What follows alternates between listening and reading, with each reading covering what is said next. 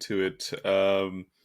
Again, stefkeris.com is where you can find more about the workshops and all of that. So thank you for that, Dr. Keris. So let's dive right into Islam in Europe. Maybe you can let us know a little bit about, a lot of people think, oh, Islam came in Europe in, I don't know, 19 whatever, 1960 or, late. So maybe tell us a little bit about the history of Islam in Europe. Do we have time? How do we have do we have 4 hours, 5 hours, 6? Yes. Just to give you a very rough and general idea, it's massive. It's massive. I mean, in contrast to what people believe really that it's something that, as you mentioned, it came in the 1950s, 1960s. The so-called guest workers from former colonies enter the UK, enter Germany, enter Holland, enter France. So they come from Pakistan, from India, Egypt, Turkey. That's not the case at all. That was indeed one of the phases, if you want to call it that. It's a phase where Islam entered into Europe, but it was already present long, long before. If you just take a look at the 8th century, 711 already, the very first Muslim who set foot in the Iberian Peninsula was actually Tariq bin Ziyad. Tariq bin Ziyad was a Berber, who came, meaning one of the indigenous people of North Africa, who accepted the faith. His people accepted the faith at the beginning of the 8th century. Already 700, 71, 72, 73, you had already the Berber nation accepting Islam. And as a nation, they actually carried Islam into Europe. It was not Arabs, as many people say. The Spaniards themselves, for example, call them Moors. A Moor is what exactly? Well, the term Moor comes back to the Greek word mavros, which means black. So the narrative that we have nowadays in Europe and in the West, that Islam is something that came from outside, from Africa or from Asia, starts there. It starts exactly there. Instead of calling them what they were, Muslims, they called them Moors, black people, meaning Africans. So African Muslim invaders coming and invading us, white European Christians. That's the narrative that was built. And until the day of today, this narrative has never disappeared. In the back, subconsciously, every European subconsciously believes in this narrative.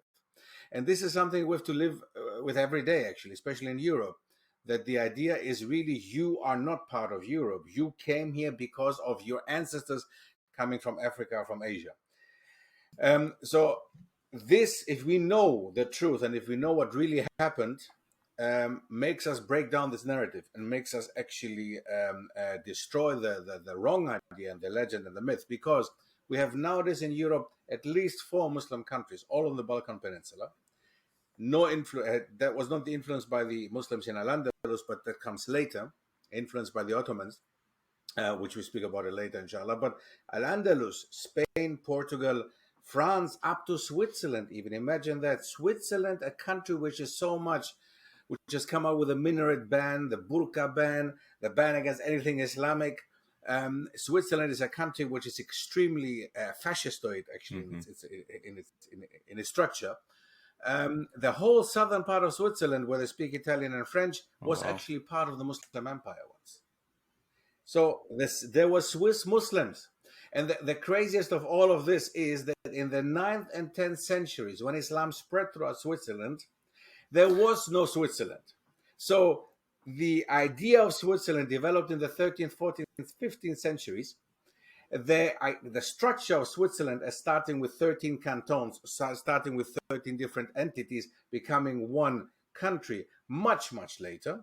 Whereas Muslims had been actually present in that country centuries before the idea of this country came. So that means Islam and Muslims are actually have more right in being in Switzerland than the Swiss themselves nowadays, who claim themselves of being Christians or whatever. And if you break it down in this, of course, what I'm saying now, in many ears, it gives them headache, but it's just simply a historical fact, that in the 9th and 10th centuries, there was no Switzerland. There was not even the idea of a Switzerland. But in the 9th and 10th centuries, there were Muslims already in the part that's called nowadays Switzerland. And this is just simply a fact. The same as in northern Italy. In northern Italy, you would also find Muslims that time in the 9th and 10th centuries, but there was no idea of Italy. Italy did not exist in the 9th and 10th centuries. Okay, Italy actually, as a country, exists since 1871, only since 1871. The same like Germany. So these countries, as countries, are very new countries, a bit more than 100 years.